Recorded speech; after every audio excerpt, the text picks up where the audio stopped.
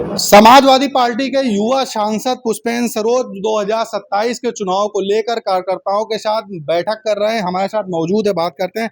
Sir, 27 का चुनाव है, तैयारी में जुट गए हैं, क्या कुछ कहेंगे? देखिए, अब मुझे लगता है कि जनता भी तैयारी में जुट गई है।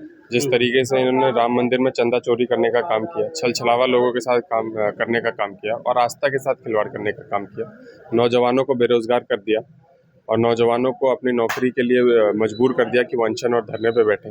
तो ये अब तो जनता के विरोध ही चले गए हैं, तो जनता भी इनके विरोध में आने का काम करेगी और आने वाले समय में आप देखिएगा बहुत बड़े पैमाने में जो इनके विरोध में प्रदर्शन चल रहे हैं उसमें बड़े पैमाने में लोग जुड़ने का काम करेंगे। और बस अब जनता ऊब गई है, अब जनता बदलाव चाहती है, क्योंकि अब जो झूठी की राजनीति है वो उसका पर्दाफाश प्रभु श्री राम ने कर दिया।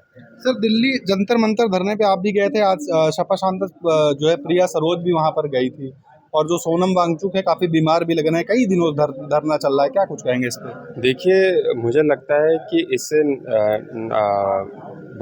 इससे बेकार सरकार मुझे नहीं लगता पहले कभी हुई होगी। आपने देखा हो कि अन्ना हजारे जी ने जब अनशन किया था तो 11 दिन में उनका अनशन की मांगें ले ली गई थी। गांधी जी ने जब अनशन किया था 21 दिन चला था और लेकिन उस समय ब्रिटिशर्स का राज था। ब्रिटिशर्स रेगुलरली आते थे कि उनको कुछ ना हो जाए। यहाँ पे ना कोई डेलीगेशन जाने का काम किया है, ना कोई अधिकारी वहाँ पे जाने का काम किया है। एक आदमी अगर मर जाएगा तो इसकी जिम्मेदारी पूरी सरकार की होगी।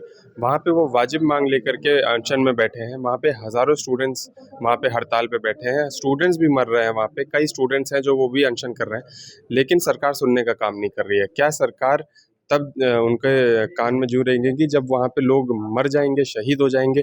और वाजिब मांग को लेकर के आज मुझे लगता है कि 1 महीने से ज़्यादा हो गया, 18वां दिन खुद आज है। और आज भी जब सुबह मेरी बात हुई तो वो डॉक्टर बता रहे हैं कि वहाँ पे आज तबीयत बहुत ख़राब है, आज बहुत असहज है, आज वो मिलने लायक नहीं बचे हैं किसी से। तो बड़े पैमाने पे 20 जुलाई को लोग वहाँ पे जाने का काम करेंगे, एक बड़े प्रदर्शन में जुड़ने का काम करेंगे और जो तानाशाह लोग बैठे हैं वहाँ पे उनकी गद्दी हिलाने का काम करेंगे। सर, चायल एमएलए पूजा पाल को उपाध्यक्ष बना दिया है भाजपा ने, क्या लगता है पाल समाज के वोट का नुकसान होगा 2027 चुनाव में?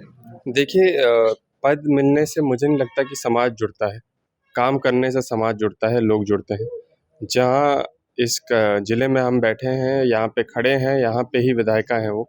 और अगर आप उनके ही क्षेत्र में जाइएगा तो फिर वहाँ पे पूछने का काम करिएगा कि वो कितने जनता के बीच में आई और कितना उन्होंने काम किया है।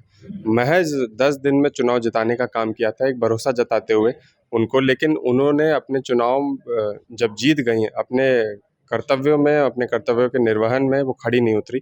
तो अब जनता जानती है कोई भी समाज हो तभी जुड़ता है जब उनका काम होता है या फिर उनके सुख दुख में या फिर उनके साथ सम्मानजनक कोई नेता खड़ा रहता है। और मैं धन्यवाद दूंगा राष्ट्रीय अध्यक्ष जी का भी कि उन्होंने ऐसे बागी नेताओं को हटाने का काम कर दिया, क्योंकि बहुत लंबे समय में हम ये देख रहे थे कि पार्टी का झंडा लगा करके तो घूमते थे, तो यहाँ के भी रहते थे, वहाँ के भी रहते थे।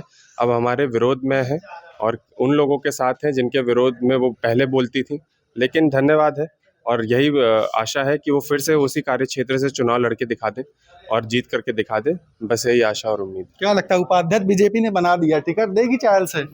देखिए, मुझे बीजेपी का तो पता नहीं, लेकिन जो विधायक जहाँ से चुन करके जाता है या जो सांसद जहाँ से चुन करके जाता है, कम से कम दूसरा चुनाव भी उसको वहीं से लड़ना चाहिए, तभी उसकी ताकत समझ में आती है। तभी अगर वो पद, इतना बड़ा पद पाई हैं तो उसकी ताकत भी तभी समझ में आती है। ये हमारे साथ देखिए सपा सांसद पुष्पेंद्र सरोज मौजूद थे, जिन्होंने राम मंदिर मामले में सरकार को जमकर घेरा है और पेपर लीक मामले में उन्होंने सरकार को घेरा है। प्रसिद्ध मिश्रा, भारत समाचार, कौशाम्बी।